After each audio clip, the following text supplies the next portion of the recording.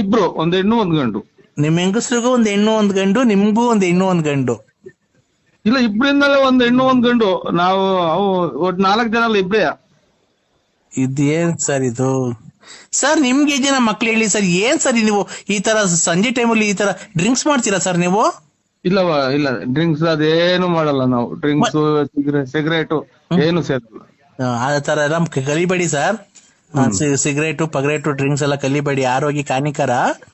ಓ ಅವೆಲ್ಲ ಮಾಡಕ್ ಹೋಗ್ಬೇಡಿ. ಓ ಯಾವಾಗ್ಲೂ ದೇವರಲ್ಲಿ ಪ್ರಾರ್ಥನೆ ಮಾಡಿಕೊಂಡು, ದೈವಾರಾಧನೆ ಮಾಡಿಕೊಂಡು, ದೇವರ ಭಕ್ತಿಯಿಂದ ಮಂತ್ರ ಜಪ ತಪ ಎಲ್ಲ ಹೇಳ್ಕೊಂಡು ನೀವು ಇದ್ರೆ ದೇವರು ನಿಮ್ಗೆ ಕಷ್ಟ ಕಾರ್ಪಣ್ಯಗಳನ್ನ ಏನು ಕೊಡದೆ ಸುಖವಾಗಿ ಇರ್ತಾನೆ ಅಲ್ವಾ? ಏನೋ ದೊಡ್ಡ ಮಾತು ಅಮ್ಮ. ಆಯ್ತು. ಇದು ಅದೇ ನಾನೇನ್ ಗೊತ್ತ ಕೇಳಕ್ ಬಂದೆ, ನಿಮ್ಗೆ ಎಷ್ಟು ಜನ ಮಕ್ಳು ಸರ್?